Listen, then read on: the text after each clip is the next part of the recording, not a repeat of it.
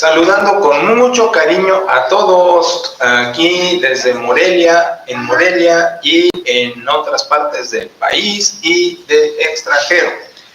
Estamos en una carta al capítulo 4, Discipulado Pastoral, que no es una clase de escuela, pero tampoco es instituto, digamos que es algo intermedio entre ambas cosas.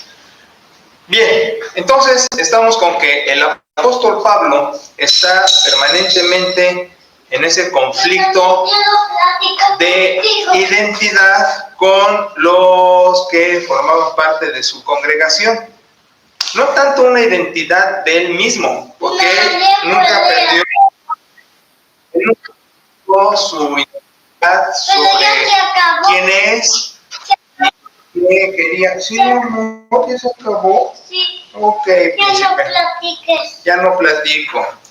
Él siempre estuvo seguro de su persona, de su ministerio, de su llamado, de su servicio.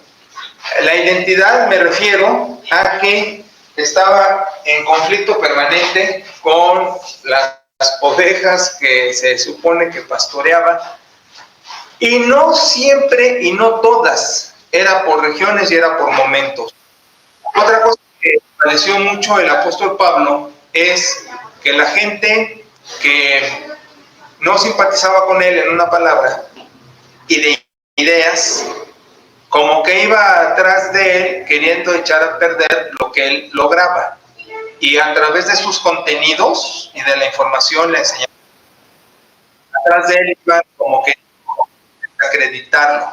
En unos capítulos más vamos a darnos cuenta de eso, cuando él habla y le llaman loco, pero ahorita es su defensa, permanentemente se está defendiendo este pobre hombre, y es de admirar que sin una popularidad y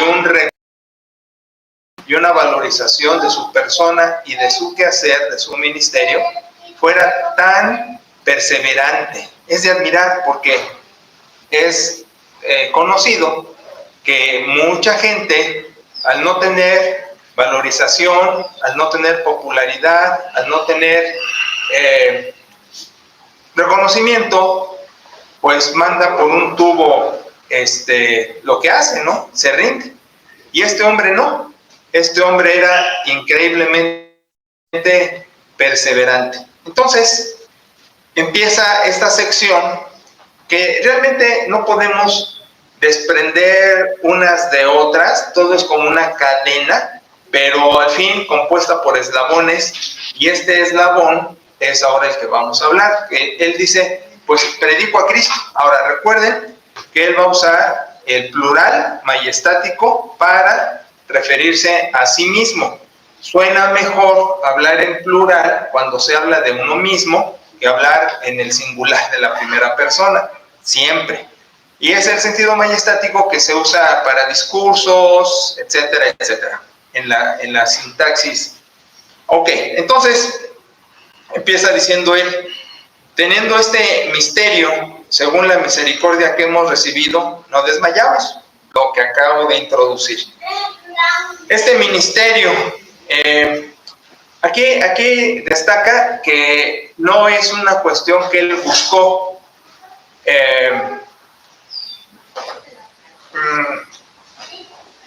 Quiero decirlo amablemente.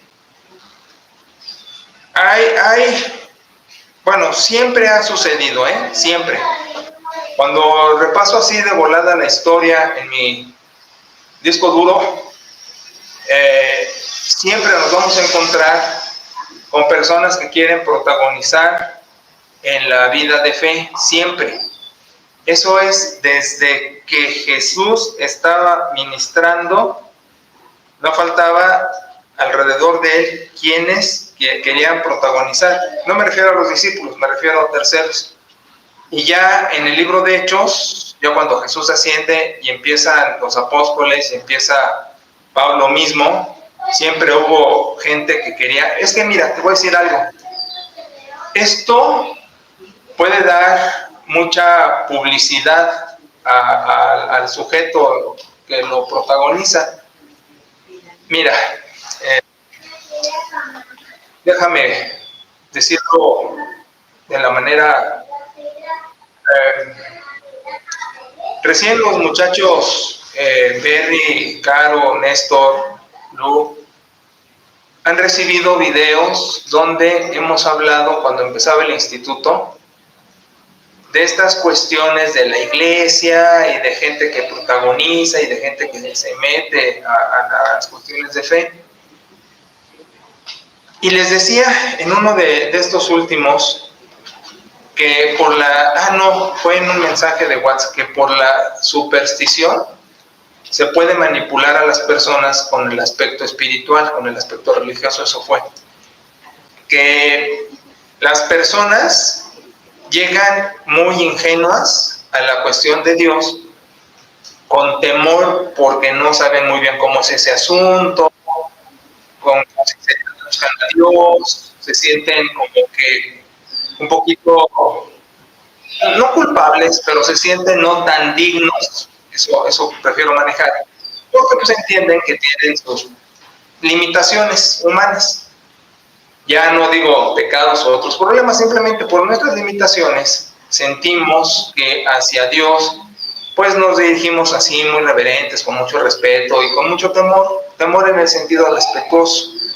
Entonces cuando se nos habla de Dios, quien sea, cualquier protagonista de fe que nos habla de Dios, como esponjitas absorbemos y asumimos que sí. Ha habido gente que llega, el misionero extranjero, el americano aquí en nuestro país, y le habla de Dios y lo recibe así. Yo he escuchado muchas cosas desatinadas, no con mala intención, pero desatinadas acerca de la Biblia y cómo les explican acerca de la Biblia. Y la gente lo cree. La gente lo cree porque pues está una persona que se supone que sabe de estas cosas, hablándole a alguien que no sabe de estas cosas y que se acerca con sinceridad, y entonces agarra la Biblia y le empieza a decir. Y tengo varios ejemplos, pero no los quiero mencionar porque quienes me los han comentado pueden tomar a mal que mencione esos ejemplos, porque no es burla ni nada, pero llegan y les dicen, mira aquí la Biblia, y la gente con buen corazón lo recibe. Ahora, ahí no hay mala intención, pero en otros lados sí ha habido manipulación. Y como la gente llega muy ingenua y con superstición es el factor que hace que busque yo elementos extraños a una realidad. Por ejemplo, si mi realidad es que yo voy a vivir hoy, no quiero cruzar abajo de una escalera porque trae mala suerte según, o que un gato negro, esas cosas que son supersticiosas per se aplican en la religión cuando alguien que no sabe bien supersticiosamente se acerca y dice, quiero saber de Dios, pero con esas ideas ajenas a una realidad. Eso es el elemento supersticioso. Entonces son manipulables, porque quien dice que sabe de esto los torea y los maneja y se lo creen. Ahora, dentro de esto ha habido gente malintencionada y ha habido gente, ya no en las denominaciones cristianas, sino yéndonos a las sectas, que esta manipulación en base a la superstición pues es fantástica.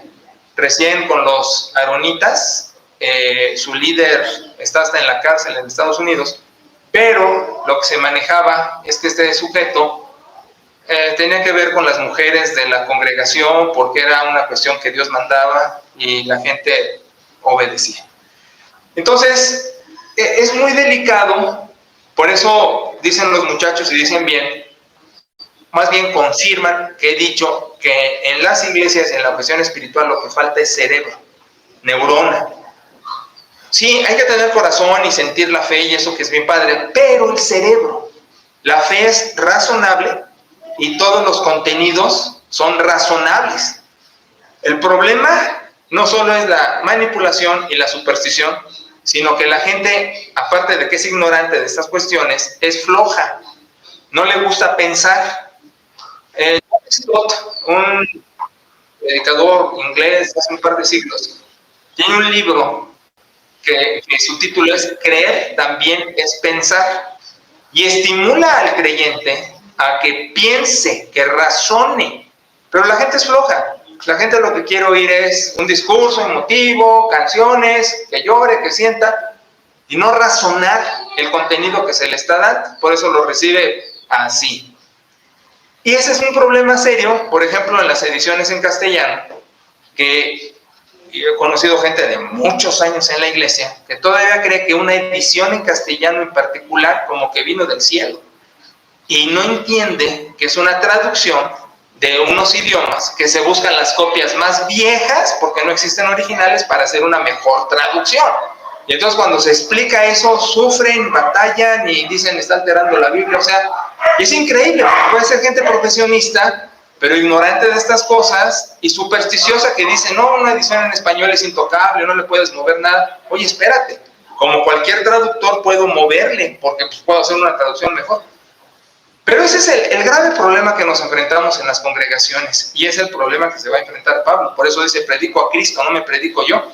Porque Pablo trajo un valor extra al cristianismo. Forma la teología. Jesús, con su ministerio, muerte y resurrección, pues es el factor principal. Pero eso se explica. Recién vieron el video del impulso original, la paradoja del cristianismo. El impulso original es esa frase. Jesús, el Hijo de Dios, murió y resucitó, algo así. Sí, es una frase. Y en ese video les decía que todo el cristianismo está sustentado en una frase. Que después se convierte en una experiencia es otro boleto, y que lo creas. Pero es una frase. Ahora, si no razonas esa frase, entonces tú ya aceptas todo, pero a lo sonso. Y aquí el sentido es que no debe ser así. Por eso el apóstol, a eso de que Jesús vive, muere, resucita, lo que es el impulso original, el contenido de toda la fe cristiana, la expande con teología, le da sentido doctrinalmente.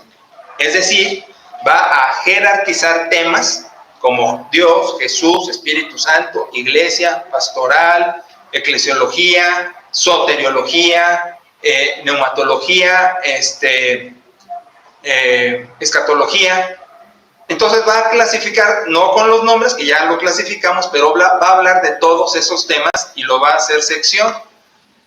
Entonces el apóstol va a traer un valor más alto porque hace teología, lo que no hace Juan y lo que no hace Pedro, lo que no hace Judas, lo que no hacen los hebreos, lo que no hacen los otros escritores del Nuevo Testamento. El valor de Pablo en sus 13 cartas es hacer teología, dar contenido. Entonces, la iglesia incipiente, formada a través de distintas congregaciones en Asia, lo que va a pasar es que reciben con más facilidad a un Apolos elocuente, a un Pedro tradicional, pero les va a costar el cerebro que trae Pablo para que piense en la fe. Y es tan importante. Una de mis quejas más grandes, y se lo voy a pasar a Pera, porque ya pasó los cuadernos de teología que hice, un compendio de teología que hice hace muchos años para la convención, donde desarrollaba la necesidad de una identidad en base a la doctrina bautista, que es decir, un trabajo bíblico exegético. Y se lo di a directores de seminario, a presidentes de convención, incluso regionales, a mucha gente. Y una de las cosas más tristes fue que el presidente de la convención en ese entonces, Carlos Amaro, como teníamos mucha relación, hablando con Checo, mi hijo, Checo le pregunta, oye, ¿ya viste lo que te dio mi padre, ese compendio? ¿Ya lo estás estudiando? Porque se nos dio a estudiar para que lo habláramos en una junta, etcétera. Y lo que le contestó ese señor, presidente de la Convención Nacional, fue, no, es que tu papá hace cosas muy gruesas. Y era una redacción tan simple, pero buscando la identidad de la denominación en base a contenidos teológicos bíblicos. Bueno, ya con eso digo todo. Se lo di también a varios directores de seminario, de institutos, y resultó lo mismo. Estaban muy ocupados, que ya no querían pensar, o sea, entonces yo hice lo que no hizo Pablo. Pablo no se rinde, está perseverando, no desmayamos. Yo sí, porque me cansé de rogarle, dice José Alfredo, me cansé de hacer contenidos, me cansé de hablar con gente en dirección, Un ejemplo nomás, aquí en la misma Convención Regional Michoacana, porque estamos divididos por estados, la Convención Nacional, y en la Convención Regional, el presidente de la Convención Regional, en una reunión, dijo, como bautistas, vamos a tomar la cena del Señor el mismo día, la misma hora, con las mismas galletas, sin levadura y con esta marca de jugo de uva, porque somos bautistas y todos tenemos que ser parejos. ¡Qué brinco! Le digo, espérate, nuestra denominación nace con 7 principios que obviamente no los conoces, pero uno de ellos es la autonomía de las iglesias y el sacerdocio de los creyentes y la libertad de conciencia. Te estoy diciendo, cada iglesia debe rascarse con sus propias uñas. Punto. Reconociendo que Cristo es el Señor, que la Escritura es la revelación divina, los otros 7 principios que se complementan. Pero eso fue tan patético que realmente ya dije, es imposible. Estoy hablando como Juan el Bautista en el desierto. Pero el apóstol no se rinde. Entonces a lo que voy es, bravo por el apóstol, bu por los que nos rendimos, pero en la iglesia lo que hace una falta enorme, y iglesia en singular, que no debe de ser iglesias en plural, pero hablando de la congregación cristiana, lo que hace falta es cerebro, que la gente piense, que la gente tenga criterio, y no estoy hablando de contenidos de maestría y eso, sino simplemente que razone su fe, lo que está oyendo, que lo piense, que lo digiera y no nada más que sea floja. Entonces el apóstol dice, es un ministerio que recibí porque te dije que mucha gente, como esto, le da popularidad, incluso hasta dinero o otras cosas, pues se quieren meter a esto y con tal de sacar ventaja, pues le hablan a la gente bonito, la apapachan o hacen la manipulación de que mira, dice aquí que si no haces esto, no haces lo otro, Dios te va a castigar y si no me correspondes así, estás fuera de la gracia, un montón de cosas. Y la gente lo cree. Entonces, si es un problema en las congregaciones cristianas, nuestra denominación, y no se diga secta. Este es un grupo que dentro de muchas características, 3 sobresalen. Un líder carismático, su propio contenido escritural y que van en contra de lo que los valores sociales y bíblicos entendemos las iglesias cristianas. Por ejemplo, secta es testigo de Jehová que dice no a la transfusión, no a los símbolos patrios. Nosotros decimos no, ese valor no nos afecta. La denominación cristiana empata con muchos valores de la sociedad, no matar, no robar, pero no empata en otros valores, pero eso no nos hace sectarios porque empatamos con la mayoría de los valores, las leyes, lo moral, etc. La secta no empata. Los mormones en Utah eran polígamos, entonces la ley decía, no, es monogamia, no, es poligamia, por ejemplo. Y el amigo que mencioné, este cuate de los adonitas, pues todavía peor, con esto de que la vestimenta tiene que ser como ellos dictan, que también las otras sectas, pero estos se destacan las mujeres con un vestido súper largo que tapa hasta los tobillos, pero todos estos grupos tienen su propio material, los testigos su atalaya, su edición del Nuevo Mundo de las Sagradas Escrituras, los mormones, el libro del Mormón, los aronitas su propio libro. Entonces eso es lo que distingue la secta, ¿ok?, del tronco cristiano y las denominaciones cristianas. Entonces estos son peor, son unos manipuladores por excelencia, y ahí está la gente. En las denominaciones cristianas también existe el factor manipulación en base a la superstición, porque la gente es ignorante. Entonces Pablo no entra a esto para tener prestigio. Lamento comentar esto, pero en una junta de pastores, una persona que se dedicaba a reparar bicicletas, tenía su tallercito, entra al pastorado, ya con saco, con corbata, y dentro de sus testimonios no fue, Dios me llamó para servir, sino ya al fin dejé de ser un bicicletero y ahora estoy en el púlpito. O sea, como que les da rango, como que les da prestigio, abolengo. Entonces, qué delicado. Oí otras gentes que dijeron, mira, no lo hizo en la vida, le fue mal en la escuela, que entre al pastorado. Entonces decimos, Me rindo, ¿no? Está triste. ¿Qué pasó tú? Yo conocí un testimonio de una mamá Ajá. que tenía 5 hijos. Ajá. No, pues este es muy inteligente, que va a ser médico. El otro tiene tendencia abogado. Pero salió muy mencito. Creo que va a ser sacerdote. Bueno, está confirmando mucho de lo que hemos hablado. El ministerio no lo busca uno, pero saco esto. No, está bien, en la clase no hay problema. Pablo dice en las cartas pastorales, si alguno anhela obispado, buena obra desea. ¿A qué se refiere? ¿A que alguien quiera entrar al pastorado? No. Se refiere a que alguien dentro del pastorado quiere la excelencia en el pastorado. Te explico. Dentro del grupo de siervos que estaban con Pablo, y Timoteo y Tito, que eran sus discípulos, él era mentor. Más que son discípulos de Cristo, pero él tenía una mentoría, como que les daba línea. Entonces, a Timoteo, por eso lo escribe en Timoteo, dice, ya estás en el servicio viejo, pero anhela algo más arriba, no de puesto o jerarquía, sino de excelencia en tu servicio, por eso lo califica. Es necesario que, y empieza, ¿no?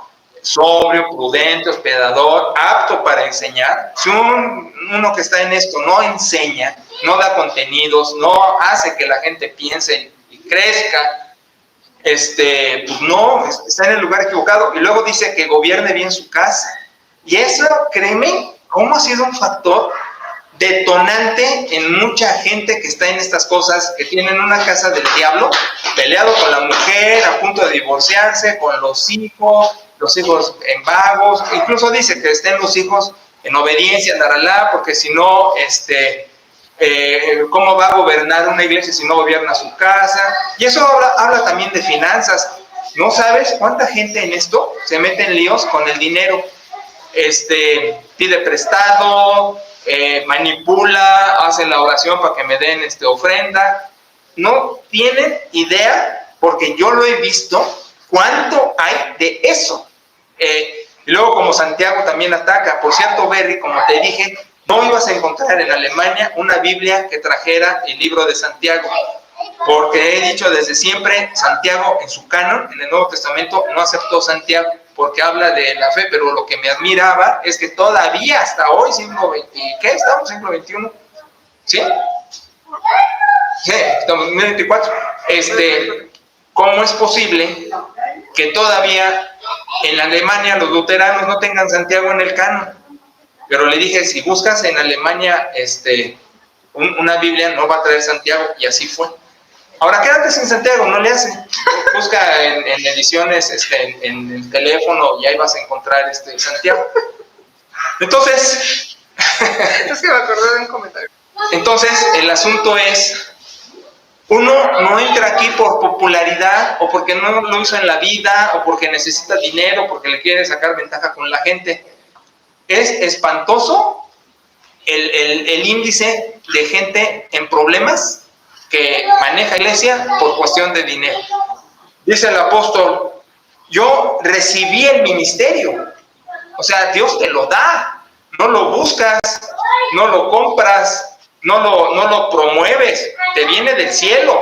Y te voy a decir algo, como al apóstol, dentro de lo que he visto, la gente más fiel en esto es la gente que menos quería estar en esto.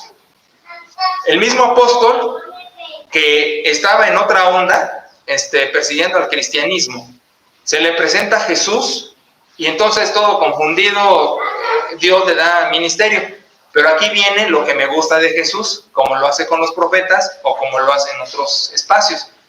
Le dice a Ananías que vaya a orar por Pablo, pero le dice, ve y ora por porque me va a ser útil, pero no sabes cómo le va a ir, lo que va a sufrir por el ministerio. Entonces, le llegó con valor agregado. O sea, te doy ministerio, pero no para que seas popular, para que todo el mundo te quiera y seas famoso, sino para que te cueste. Y al apóstol, vaya que le costó.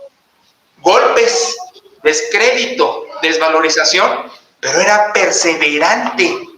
Dice, no desmayamos, por misericordia hemos recibido. Él en otro lugar dice, en Charity Theo, Eimi o Eimi, dice, por gracia de Dios soy lo que soy. Dios te da el ministerio.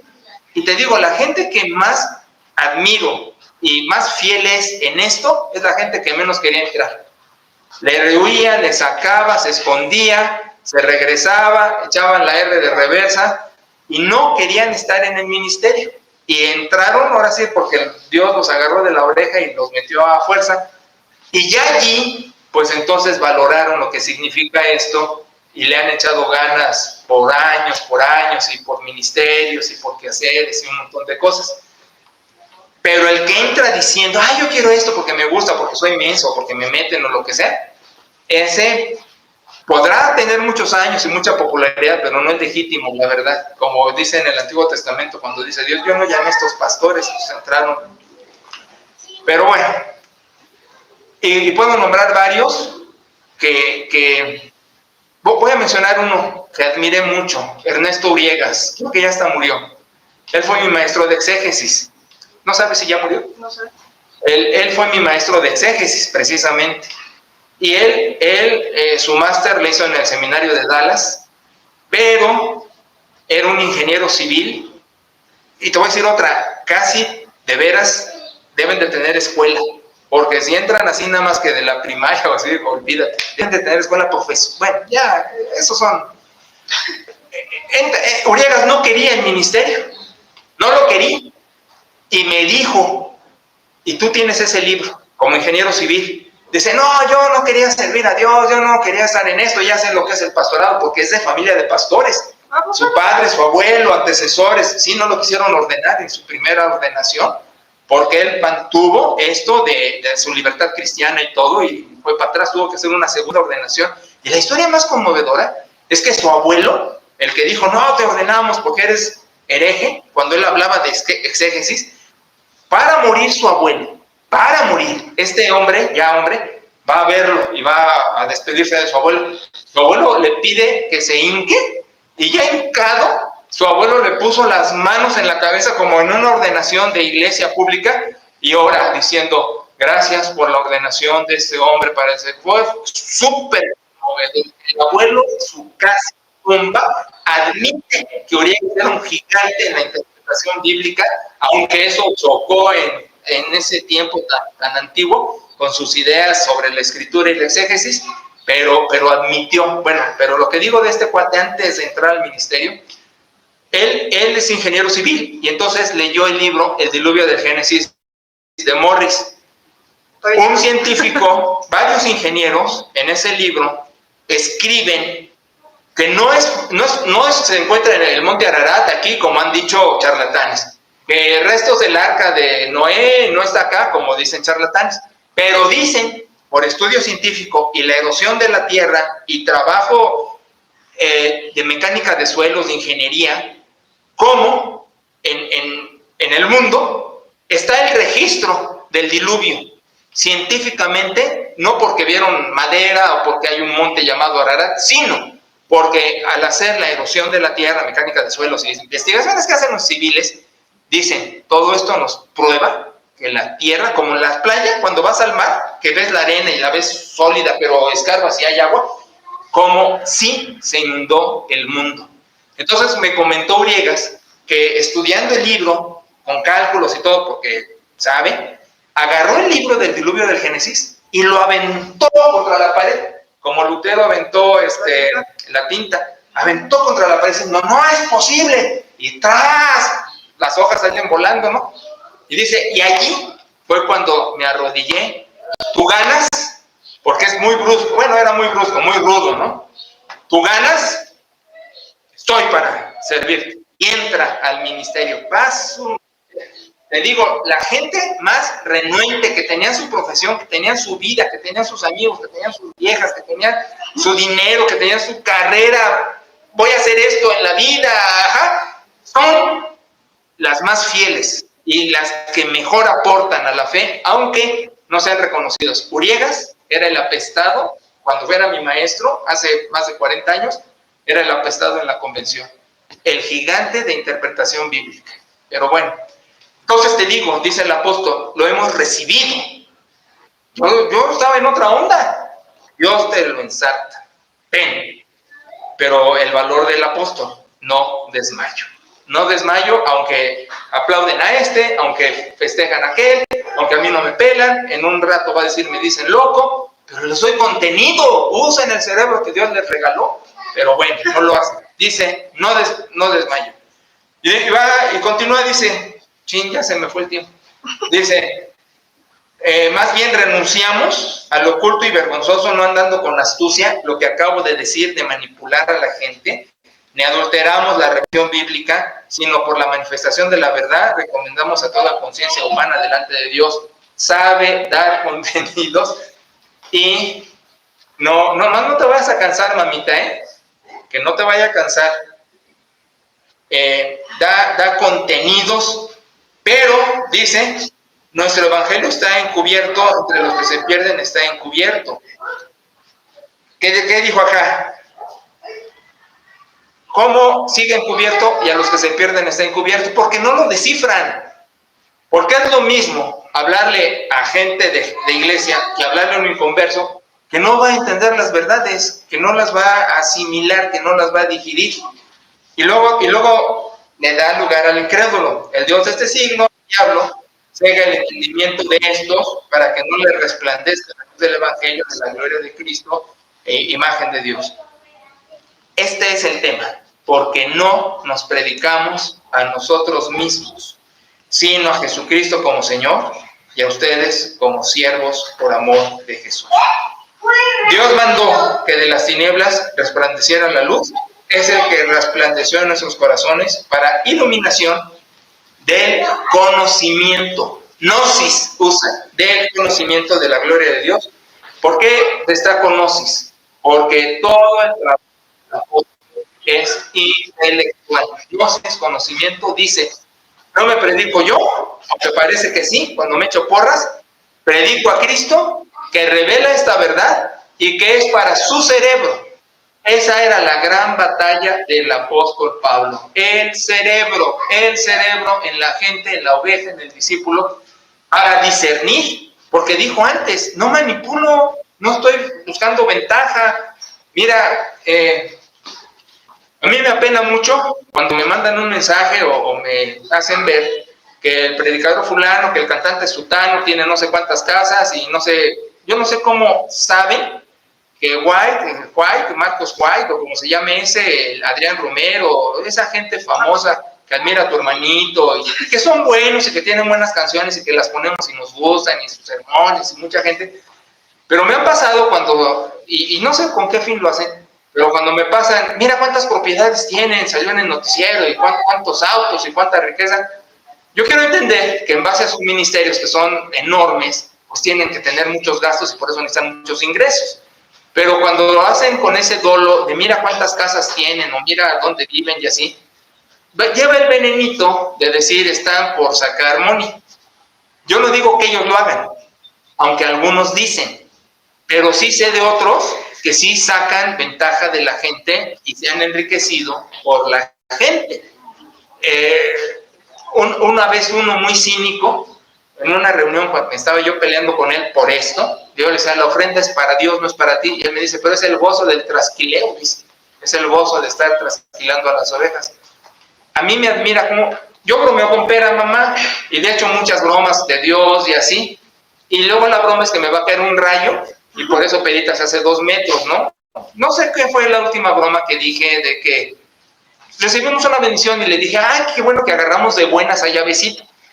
Con eso, yo juego con Dios, no le pasa nada a Dios, ni se enoja ni nada, pero bromeamos que se hace 2 metros atrás porque me va a caer un rayo de que le digo que hay que agarrarlo de buenas para que bendiga. Pero a mí lo que sí me da coraje es como estos señores que hacen esa manipulación, de veras no les cae un rayo. Sí. Y más cuando lo admiten, y más cuando dicen, pues es que saco ventaja del gozo del trasquileo a las ovejas.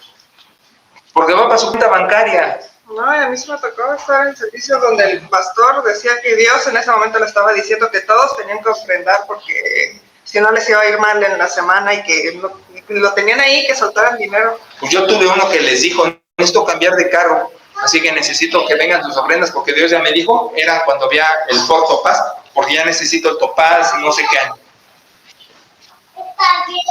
Bueno, pero Dios no manda rayos a esa gente, porque hay gente muy buena, hay gente muy noble, hay gente muy servicial, hay gente muy linda en estos púlpitos.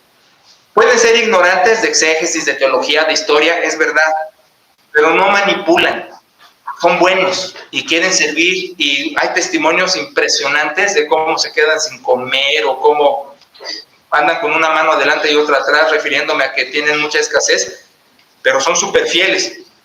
Hemos conocido muchos. ¿Sabes quién es uno ya? Virgilio Martínez, misionero en Oaxaca. Ya ves, fuimos allá, predicamos, le echamos la mano, muchas cosas.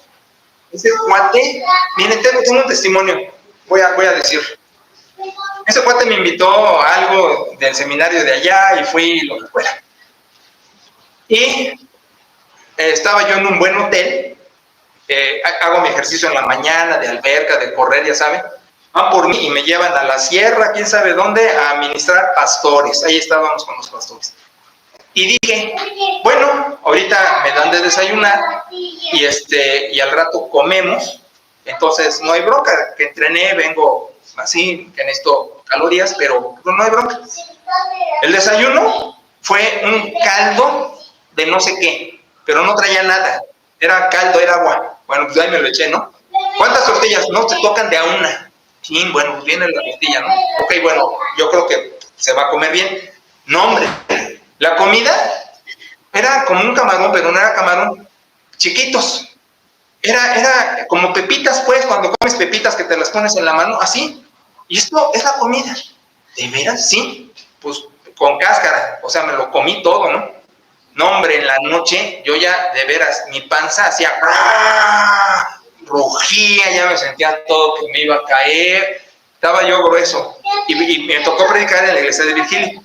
Entonces estaba la iglesia, toda la gente, y le dije a Dios, antes de pararme a predicar, caray, Señor, tengo hambre, pero me voy a parar y voy a dejar el corazón como es mi estilo, tú sabes, y que me paro, y que he hecho un mensaje, yo creo, perdón que lo diga yo, pero creo que de los mejores, porque fue con todo el corazón, y un mensaje de fe en Dios, del sustento de Dios, y prediqué con todo el alma, como cuando hago el derrame del ser.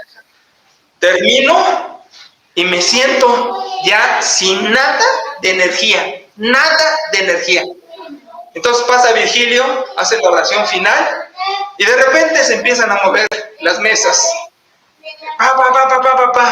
Y viene la gente descalza, gente que traía un joronguito, o sea, sombreros de paja, y traían tamales, frijolitos, tortillas.